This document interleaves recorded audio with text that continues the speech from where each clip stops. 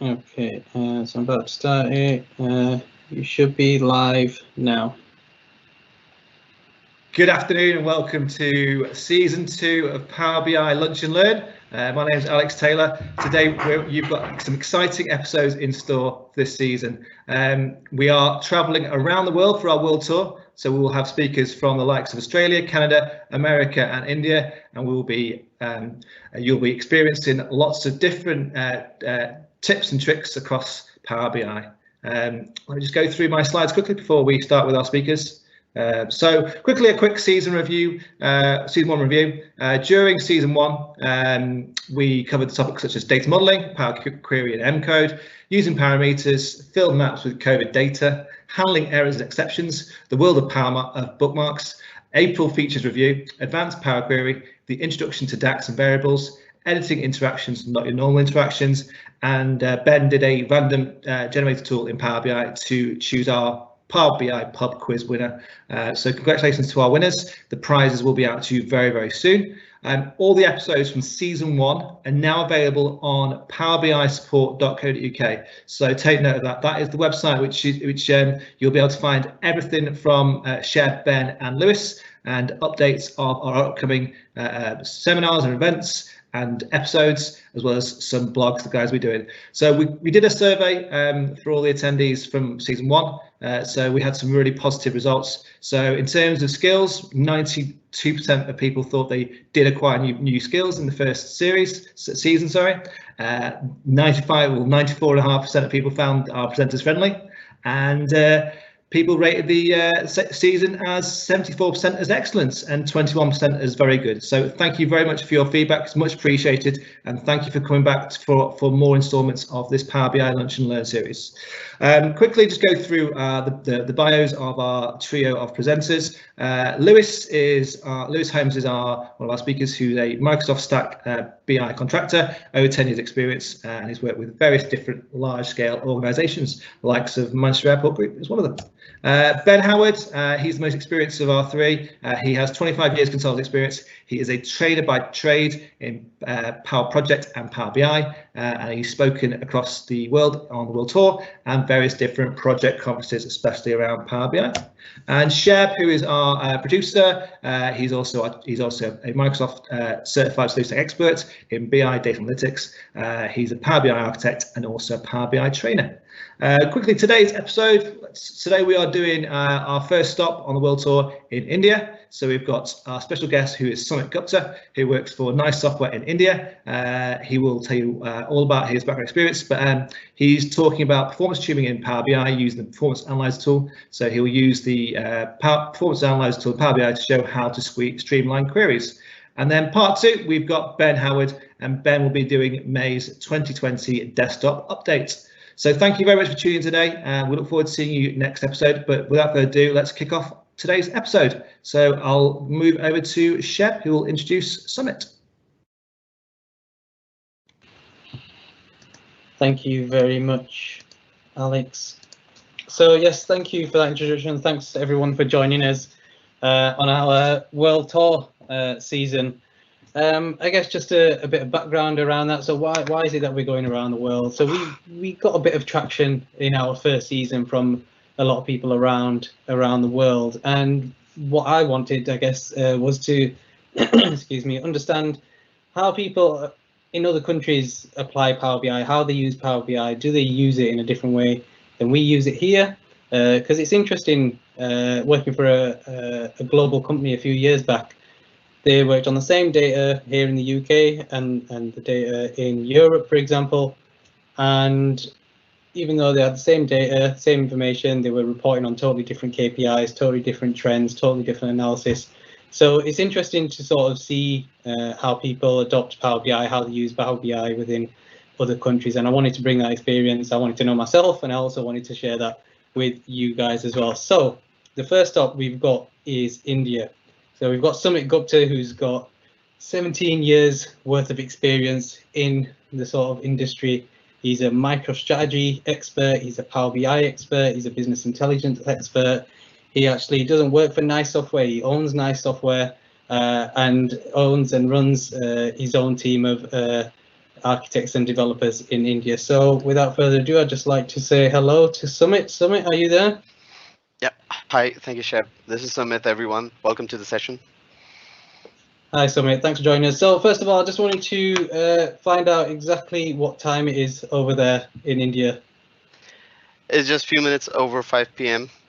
Few minutes over 5 years. So that's proof that we are live, people. We are live with India right now. So how are things in India with Power BI? How is it that you guys? How is it sort of? Is it quite big?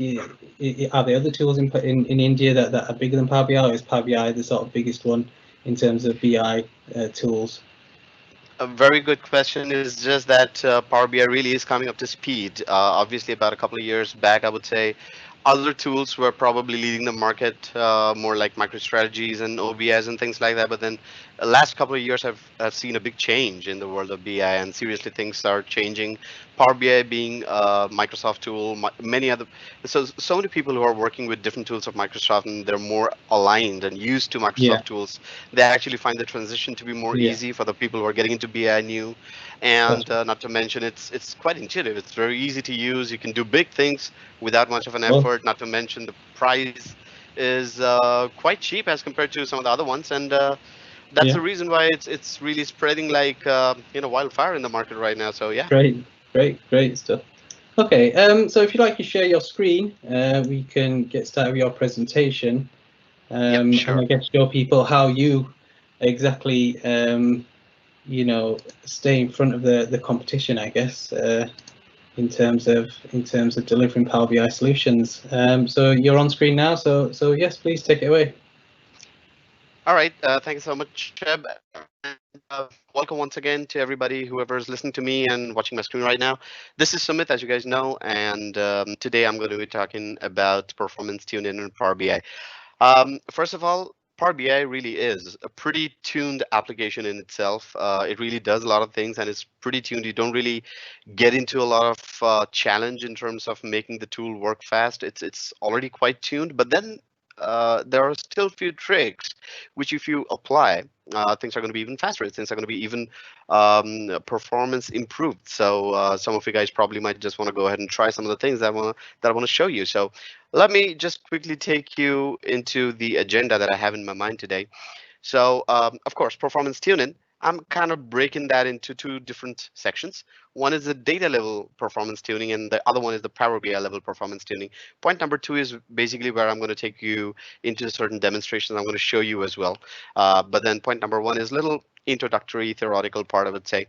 So data level common techniques are something which is not Power BI specific. Mostly you can say that it's something which you apply and it's going to be working pretty nicely across any tool, whichever tool you use. But then in Power BI, if you really want to get more specific to the performance tuning and optimization techniques in Power BI, that's point number two where I'm going to be taking you. So let's just start with the common techniques. So here we go. Many other things you guys probably know it already, because if you really belong to the world of business intelligence, many of these things might be known to you already. So it says taller and narrower tables are faster, which simply means I've got an example over here down below. So the point that I'm trying to make over here is that if you have way too many columns, like the example just shows four, that's not a problem really. But then typically if you have in your data warehouse like 30, 40 columns, that's like a very wide table. If you actually go ahead and make some way in which you can transpose the data in Power BI, you can do that. You can apply certain transformations to transpose the data. If you do it and then increase the number of rows and reduce the number of columns there, that makes it a taller and narrower table, which is always going to be performing much better. So here's a little example here. So I've got the sales cost and unit sold. These are the three different numeric columns here. So if you just go ahead and you don't really expect a data warehouse to have data designed in this fashion. You don't really expect that, but then you can probably get the data from the warehouse, which is in this form, transpose it in Power BI, and then construct it like this, where you've got all the column headers over here in the row headers, and then you've got the corresponding values over here. This makes the number of columns to be reduced, It increases the number of rows, but that is still going to be better in terms of the performance. And that's a first of the three common techniques that I'm going to be talking about. So try to use less number of columns, more number of rows. That's the idea. Then moving on, integers are faster than strings. Well, again, no points for guessing that. I'm sure you guys know that already. So here's one example again. If you have a table over here, which looks like this, right, where you've got the product name, just remember there's no key, there is no primary key, there is um, no column which identifies each row of your data uniquely using a number. You don't really have that kind of a column, a key column. If you have that situation, then if you really run a report based on this table, the one that looks like um, this one, then it is obviously going to end up doing a string comparison. And whenever you get into a string comparison for all these old database guys, I'm sure you guys might be raising your eyebrows saying that, hey, who does that? Well, definitely don't. You definitely don't want to do something like that, because it is going to be doing a string comparison, which is going to be performance wise much slower as compared to what it would be if you do this. Right? So if you just change that table a little bit and then apply this product ID, which is a key column, it's the primary key, then if you actually run the same report based on this table on the right, then it's not going to, it will avoid doing the string comparison simply because it already has a key which identifies unique rows of data. Right. So the moment it's also going to be very easy if you're going to go joining these tables with some other table. Maybe if you this table has a relationship with some other table, maybe, so the joining is also going to be much faster, and then there's not going to be any string comparison happening in the report level at all. So integers obviously are always going to be faster than strings, is the point that I'm trying to make. That's the second technique. And then the third one is a little more towards Power BI. Oops, I skipped one more slide. Yeah. So this is the third one, where it says that if you really have slicers, you might be wondering what exactly are these boxes on the left. These are slicers. Okay, I've got as many as 6 slicers, and then this is the visualization on the page. And then whenever you make a selection from this slicer, it actually shows that particular selected value and applies that as a filter on your visualization, and then fetches the data and plots it over there. And not just that, when you make a selection on one slicer, all the other slicers are also going to get filtered. Which means what? If you really have way too many slicers, then every time you make a selection from one slicer, it is going to go ahead and do a complete table scan and select which data is to be shown on the other slicers. So many different tables, and every table is going through a full scan. Doesn't sound like a good idea, does it? And it actually isn't. So if you're using slicers, that's a fantastic thing to just go ahead and narrow down your area of analysis, do more focused analysis. That's what slicers are used for, which is a great tool.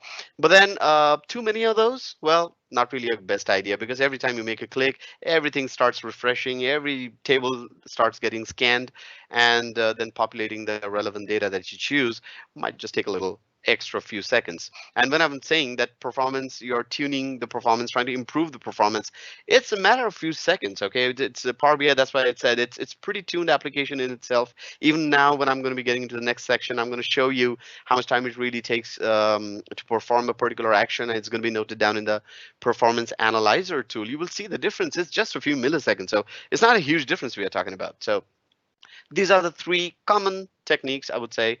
This one was a little too close to the Power BI. The other 2 are quite generic in nature. But if you do these things, obviously, it's going to be improving your performance and getting you a better reporting environment. Then, talking about the section number 2, which I would like to take you into, where I'm going to show you a demonstration as well in just a couple of slides next to this. Improving the speed of data load. So when you're actually going ahead and loading the data, or then putting it up into a report, there are certain nuances. I'm going to be showing you rather 3 scenarios, and I'm going to create a simple report, a grid report with just an item and a quantity sold, these 2 objects. But at the same time, I'm going to try and build that report thrice in 3 different ways, and we will try to monitor how much time it really takes to perform that or run that particular report. And you will see some of the ways are actually going to be faster than the others. So to notice how much time it takes, we will definitely go ahead and use the performance analyzer.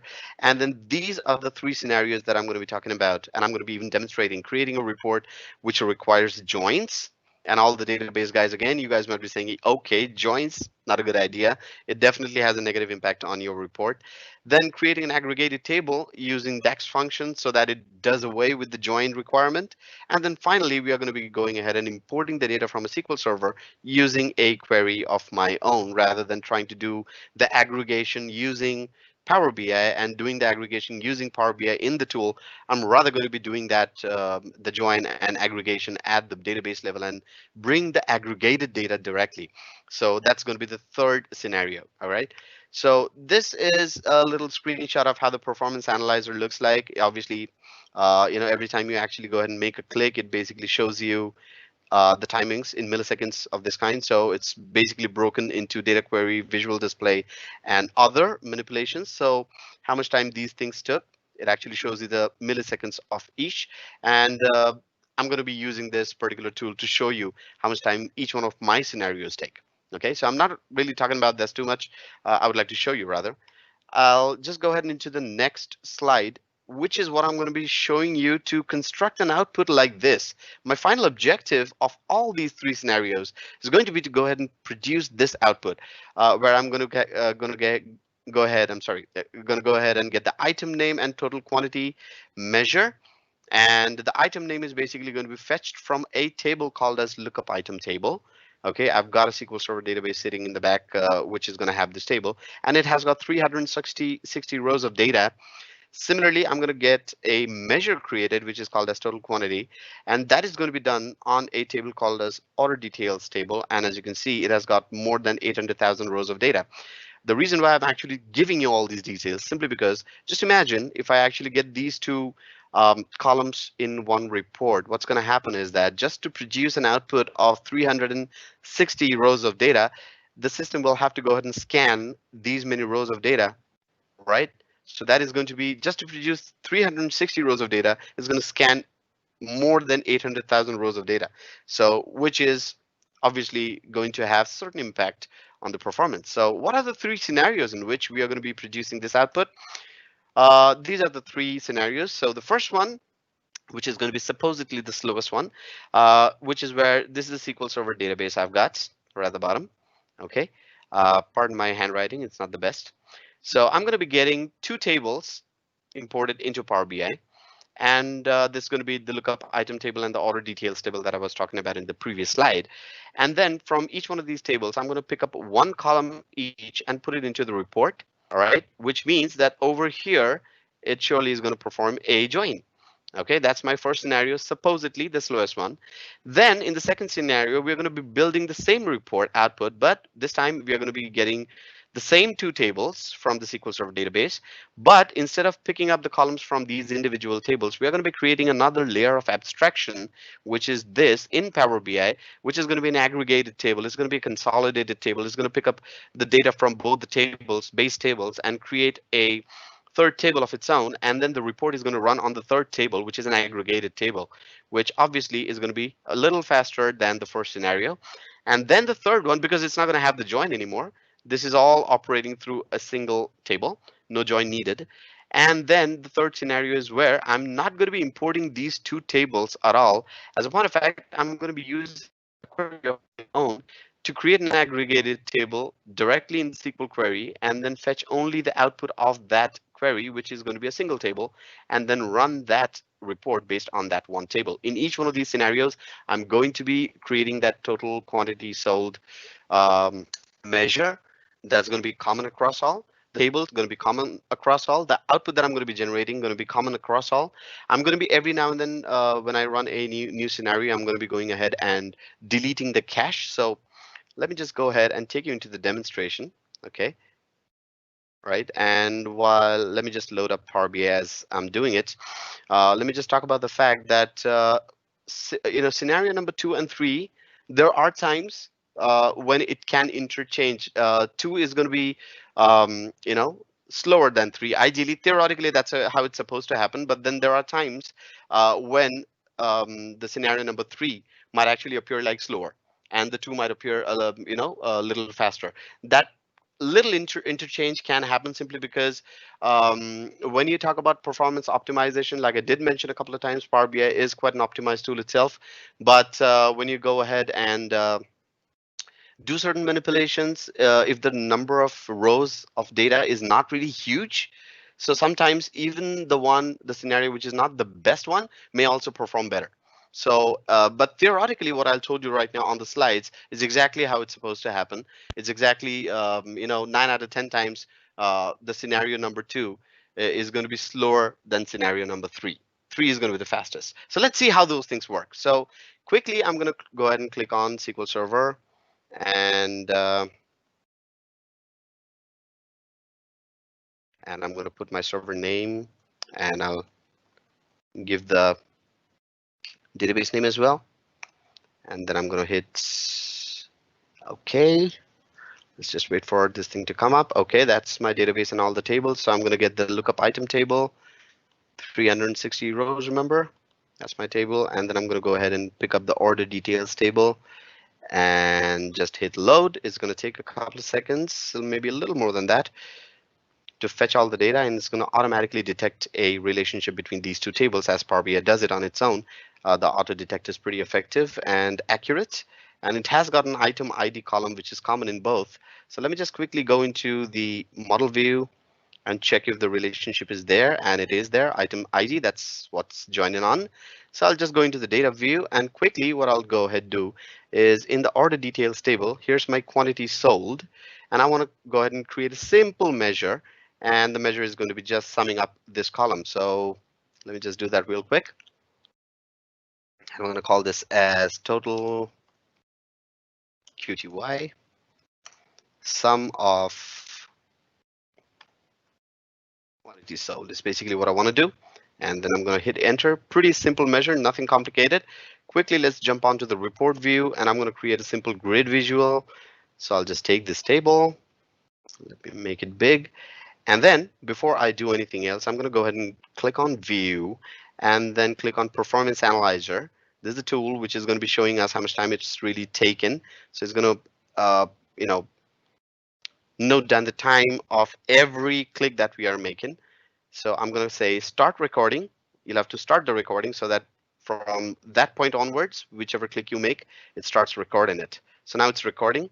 So I'll go into the lookup item table, and I'm going to pick up item name, and see it's going to show me how many milliseconds.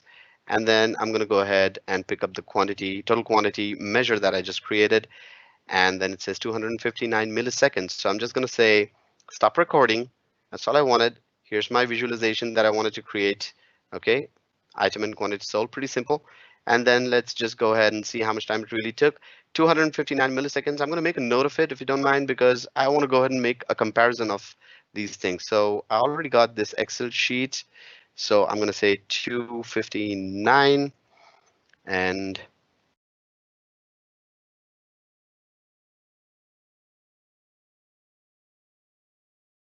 okay, hope I found it right. Yeah.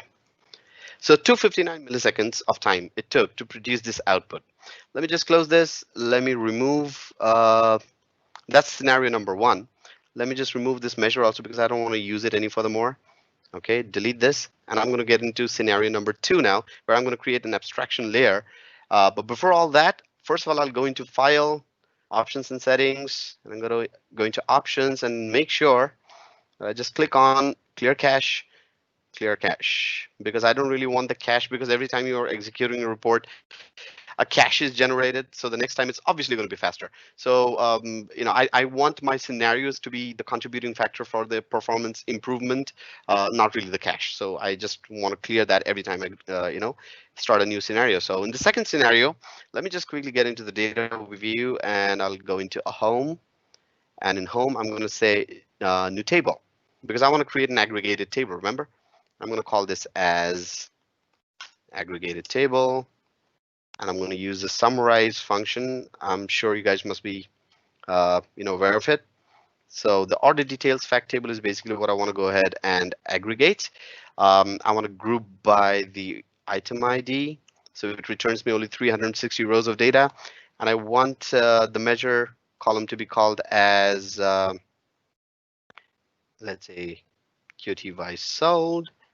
And then the aggregation function that I want to use is sum, quite obviously, in the order details table. And that's going to be the QT by sold. Close the bracket, hit enter.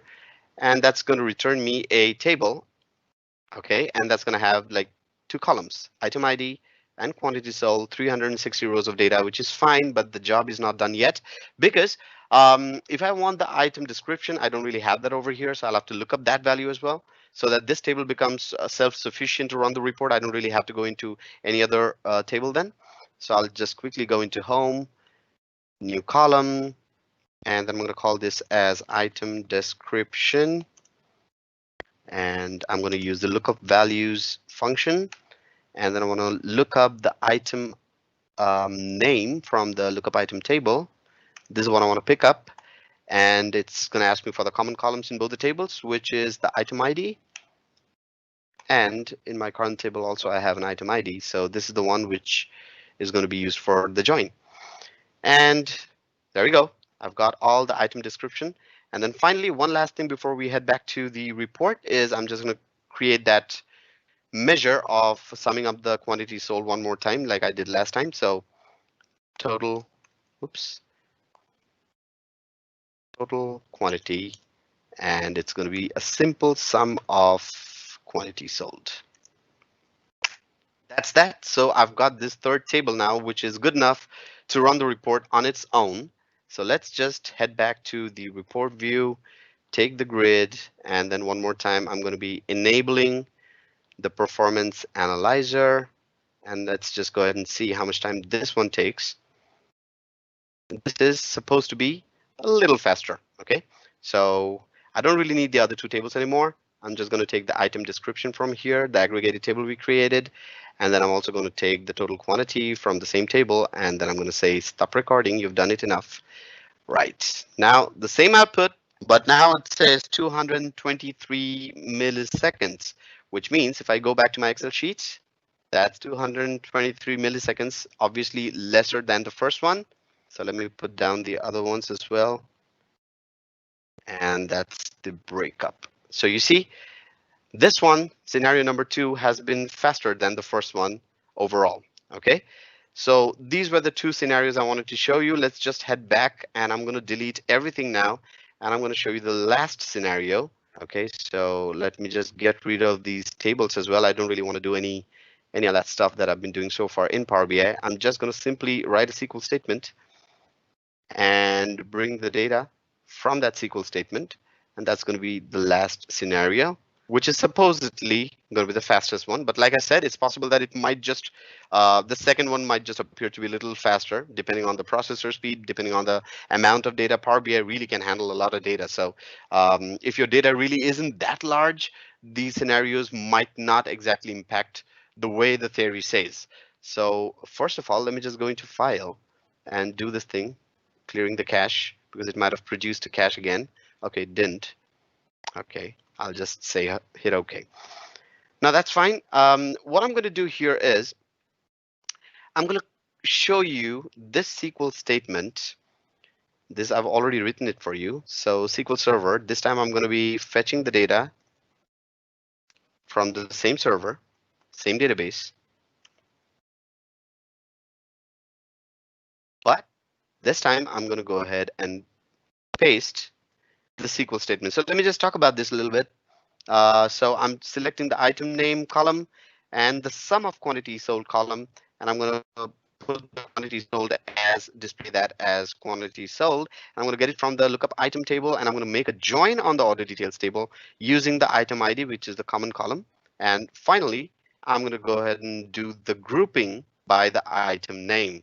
So it's going to return me the item name and the numeric column, which is quantity sold, and that's all it's going to return from this particular SQL. So you see, the join is already implemented, the aggregation is already done, and the output is what's going to be imported into Power BI. So I'll hit OK quickly, and it should basically go ahead and show me this table, which is what I was expecting. Hit load, only 360 rows of data, let it load, and there we go. It's there. So if I just go into the data view, this is what it looks like. I'll quickly create that measure, which I've been doing as the common step. and then quickly go ahead and put it into the report. So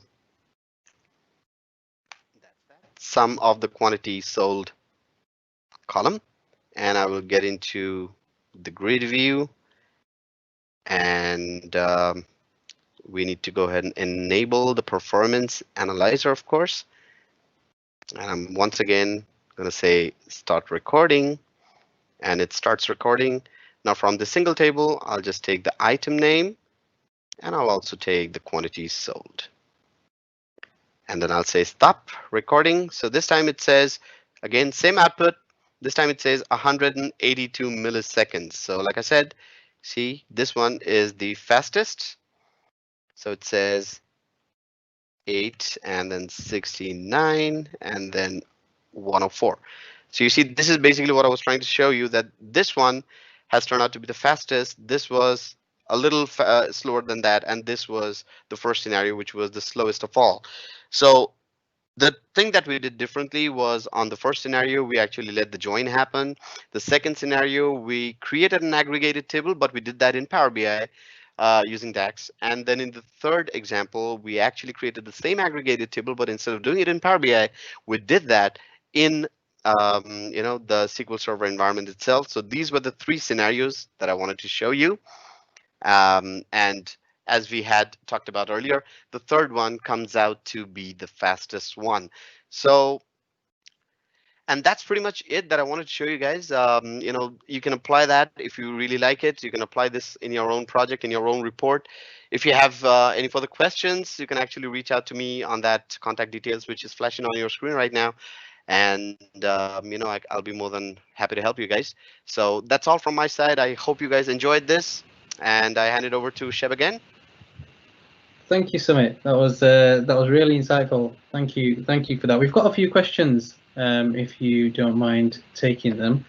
So in terms of the performance, so will the performance carry through to the Power BI service? So the performance that you're measuring, is that the same performance that you would see in the Power BI service once you publish it?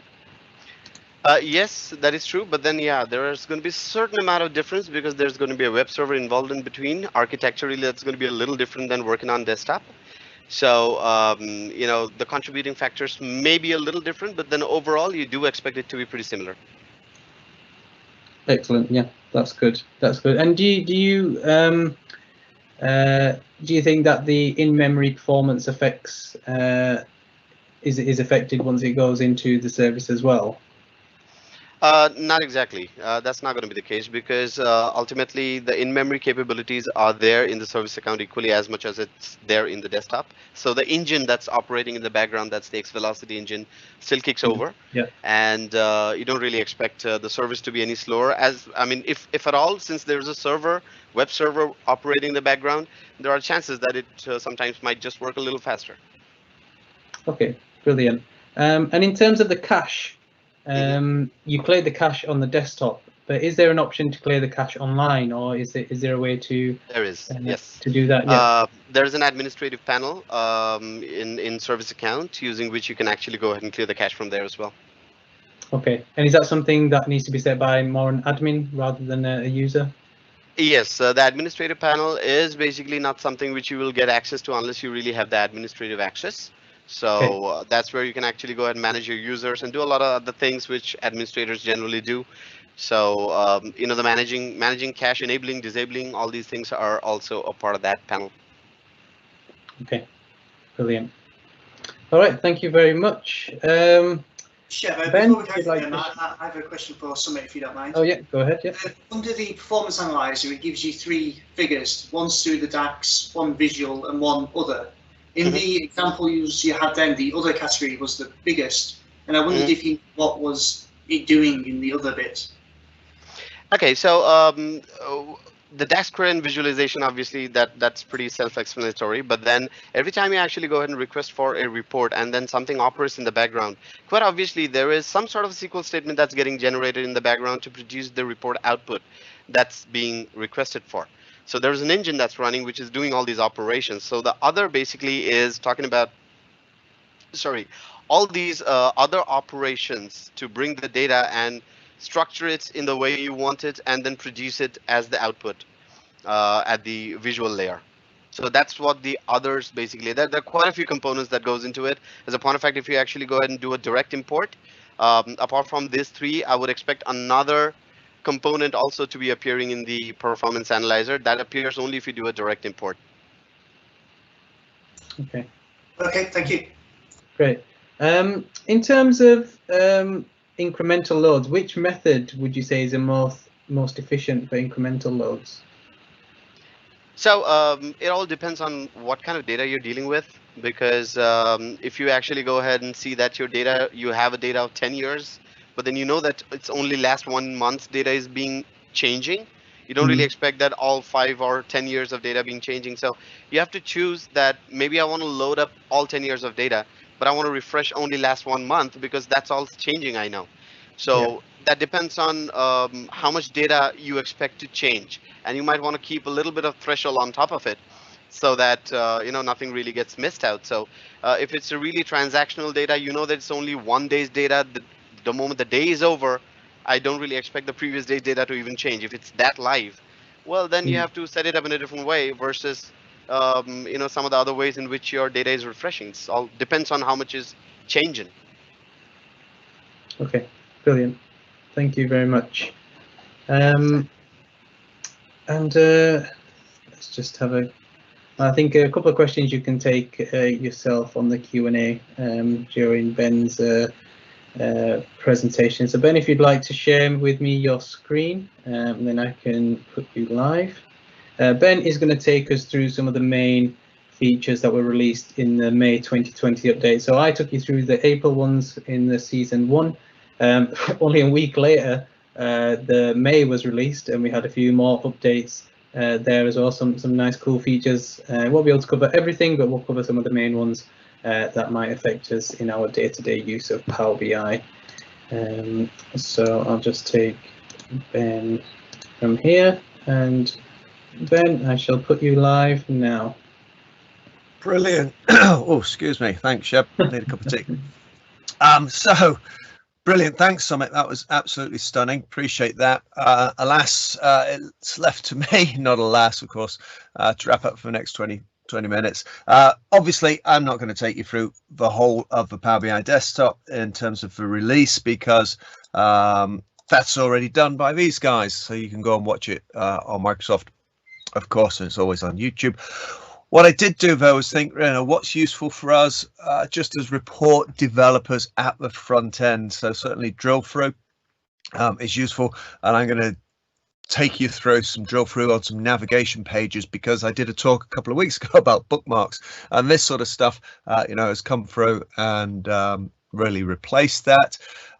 We will also have a quick chat about drops shadow support for visuals. I've got some specific thoughts on that, of course. Those of you who've watched my sessions on you know, what makes a good presentation will understand that. And then if we've got some time, we'll kind of have a quick look at the decomposition tree, because that's generally available now, and there's some nice features on that. And just if we publish a report, we'll have a quick look at this as well. So that's all I wanted to cover off. Obviously, everything starts with a demo, of course, doesn't it? And so what I wanted to look at was the page navigation feature. So I thought I'd bring this one up because I've got this world population chart that you've seen before, or report, where I've got some bookmarks on there. So literally 4 bookmarks which take me through to different pages. So if I want to have a look at the why do these things never work? For top 10 or the bottom 10, we can do that. If I want to look at the data by percentage, then we can look at the world population by percentage. And of course, if I want to then kind of go back and have a look at everything just by population, we can do that as well. So these bookmarks, the issue with them, just from this demo perspective, is they take up too much space. So I'm going to get rid of them from here.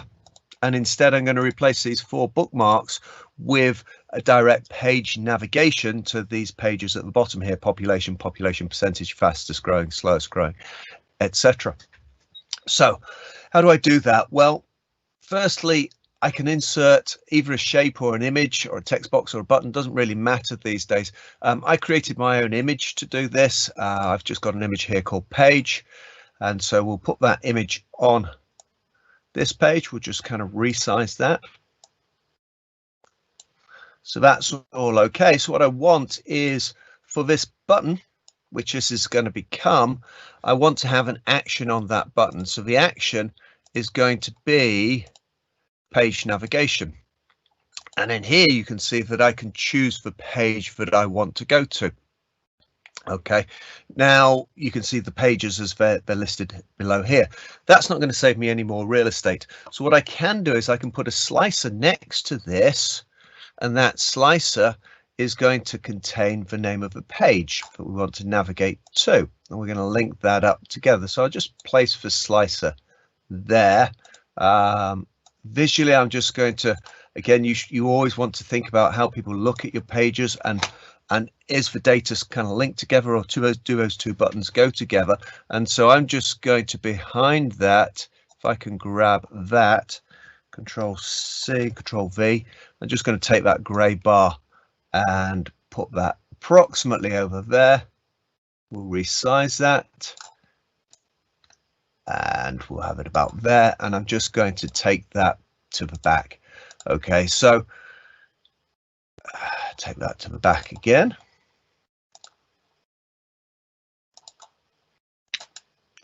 Send that to the back. And so I've got, if we just minimize this, make this a bit smaller, these two visuals will be wrapped around basically by this grey bar. They'll be stuck together, if you like. They're not stuck together. Okay, so I need to put something in this slicer. What do I need to put into it? Well, actually the name of the page. So the easiest way to do that, or about the only way to do it, is actually to go and enter data directly into a grid or a new table. This is the easiest way. So I'll call this page name, and I'm going to have an order in here as well. This isn't necessary, but we'll do it. So the first page is called population. The second is called population %, and you have to type this correctly. The third is fastest growing, and the fourth is slowest growing. And I will just give these an order: 1, 2, 3, 4, and we'll give this a name, and I'll call this page nav. So that creates a table for me, and that table slowly loads up.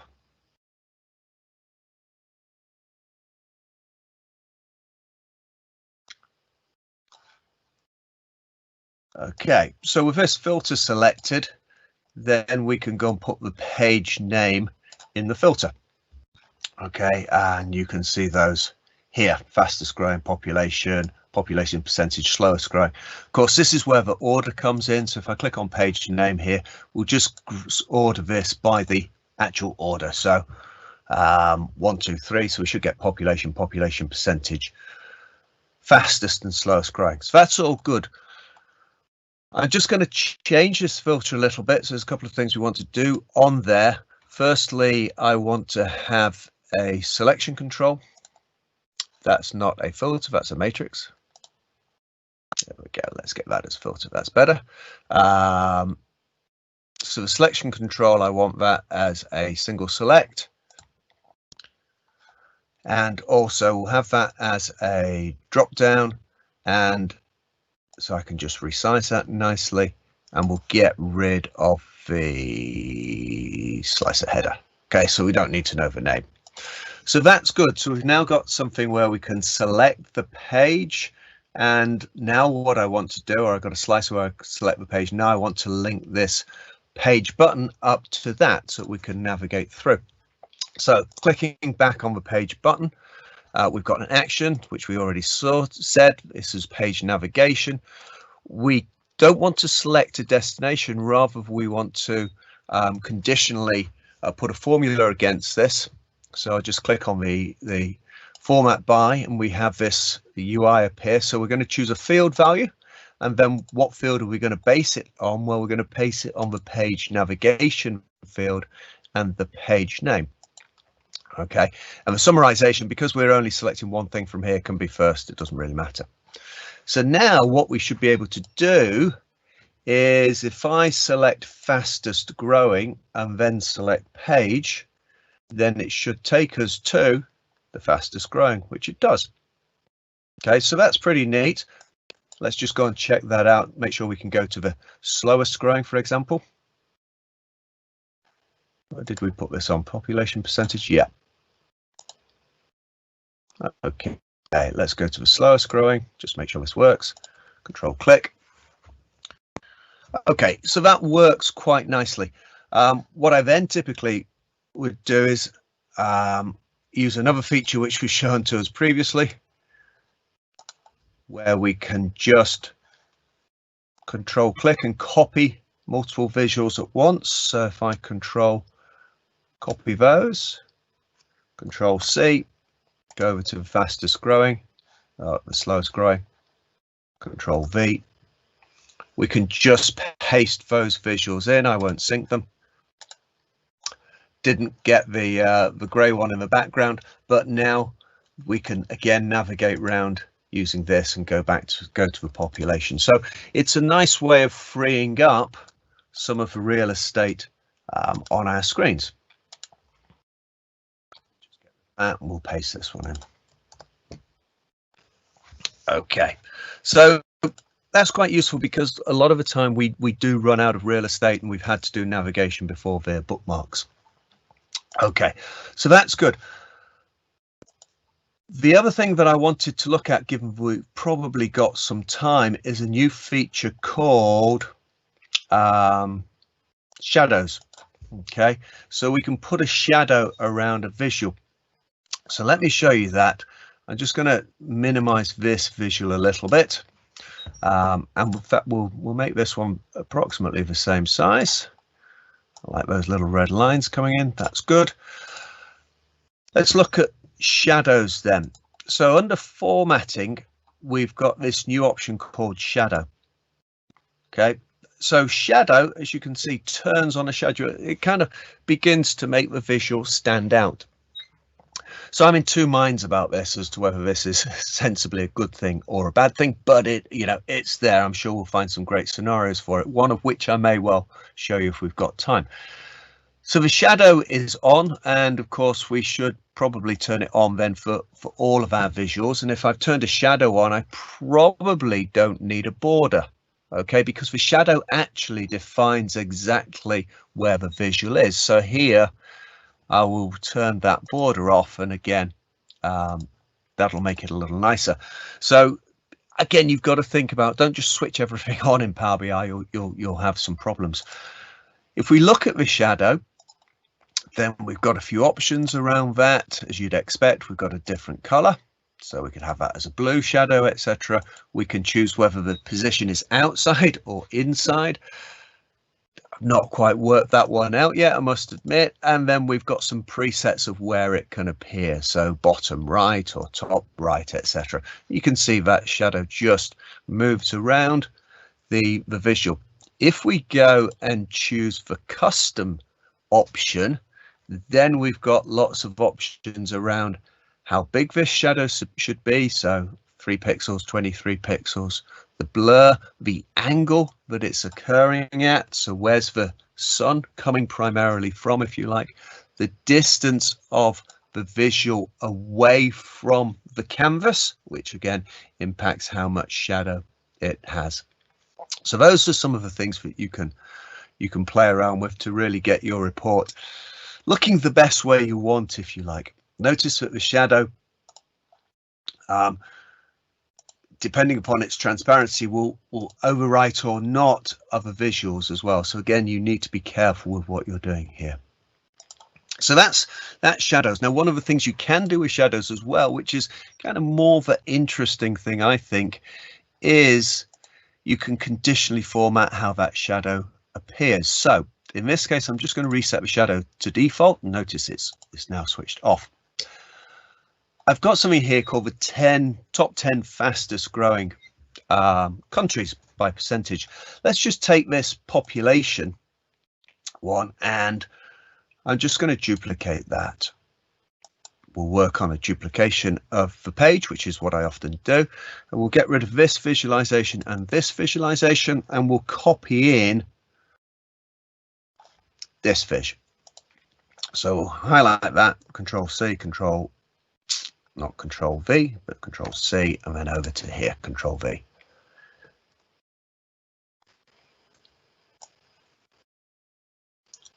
Okay, we'll just make that a little bit bigger. We can get rid of the top 10 filter on this, and whilst we're cleansing this up, because I want this for all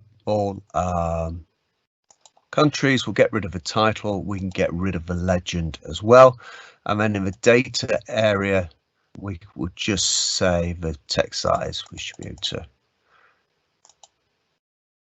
data labels. Let's just turn that on and off. There we go. So we get the population percentage growth, or if we scroll down, lack of growth for some of these specific countries. Okay, so we see Puerto Rico decreased in size by nearly 4%, and Bahrain increased by 5%. Okay, so let's go and have a look at that shadow again, which is switched on. Instead of just using the default color, we can put a formula against there. Okay, so we can format by a color scale, we can choose a fields value, or we can choose some rules. So this is just a pure example. What I'm going to say is that we'll look at the percentage difference, okay, which is the value that we're really looking at here. So that's a percentage change. Okay, notice the worldwide percentage change between 2018 and 2019, the population grew by about 1%. And typically countries want their populations to grow, but not by too much. So I'm going to say if we grow between 1 or 0 and 1, then we'll have that as some sort of green color. Okay, because that's good. Let's have a custom color. We'll choose that green. We'll add a new rule. We'll say if it's greater than 1 and less than 5 or 10, that's probably a warning to us. We might be growing too fast. And if we're greater than, say, -5, less than 0, then that's definitely a warning to us, because our population is shrinking, our country is shrinking, and we can't keep the economy going. So those are our 3 rules in this case. So between 0 and 1, we're looking for green. Between 1 and 5, amber. Between -5 and 0, red. Let's just click OK. Okay, so what have we got here? Well, we've got all of the countries selected, and my shadow is now amber because the percentage change across all of those countries is 1.8. So that was the 1.08. So that's conditional formatting based upon that. If we have a look at Afghanistan, let's have a look at that. Afghanistan's 2.34, so that's amber. Let's have a look at Croatia. I know Croatia is in this lowest level. That shrank, so that's the conditional formatting for that is red. So you can have a little play around with all of this little lot and see where we are. Argentina banging there, growing at 0.95%. So that's conditional formatting for you. If I went to publish this report, we'll just save the changes.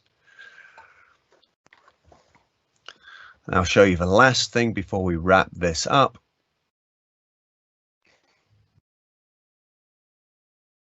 We'll publish that to this workspace. Then, because I published this workspace before, it says, do you want to publish this report to the workspace before? It says, hey, do you want to replace this data set? And of course, the answer to that is yes, I do. And I've always done that. But what you now see is the impact of replacing this data set. Okay, so replacing this data set may impact 2 reports and 2 dashboards. And I can view the impact of this change on the content in the Power BI service by clicking here to view impact. This opens me up a new page, which you can get at via the Power BI service anyway. And then this talk about the decomposition tree, almost gives me the decomposition of, okay, here's the world population data set. Here's the 2 reports that it drives, and those 2 reports are driving 2 different dashboards. In fact, they're both just driven from this one dashboard.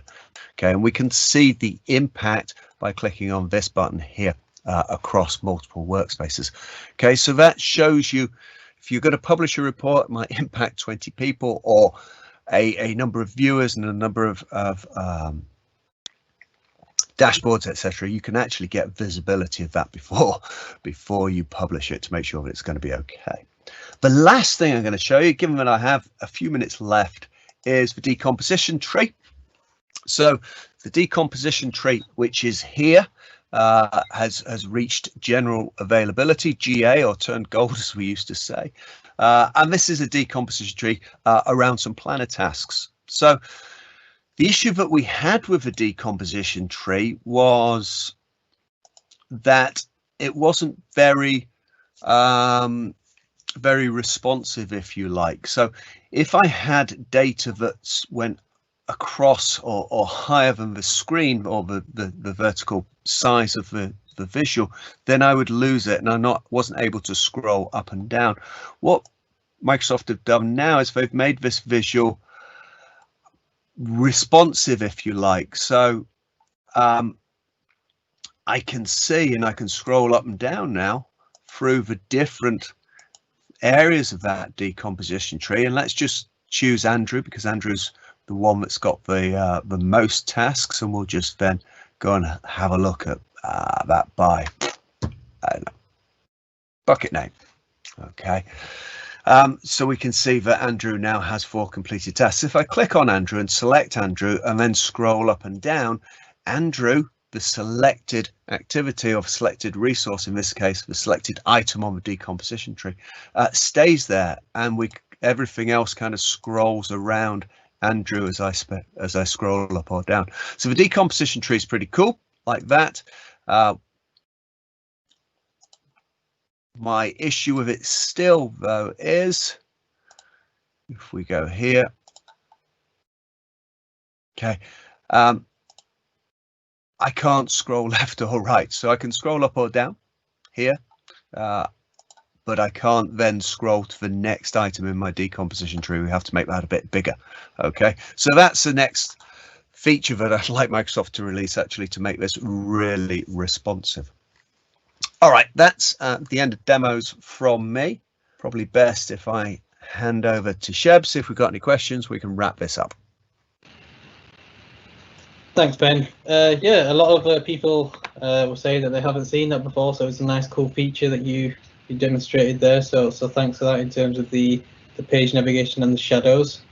So that was taken well, and the rest of the questions we've dealt with. So we're good. Yeah, so thanks for everyone for joining the first session. We're coming to a close now as it's approaching 1:30. We'll be live again next week with another special guest, so please look out for our communications on that. Guys, if you'd like to just say goodbye to everybody. Bye-bye. Bye, guys. And you back over to Alex to tail the session off. Thanks, everyone. So thank you very much for attending today's session. Thank you very much to Sumit for being our guest presenter. We are looking forward to episode 2, which Sheb will announce more details of later this week. So please RSVP our meetup. And if you've missed any of today's session, you can play back today's session via the same link. Have a great day, and thanks again to our speakers. Take care.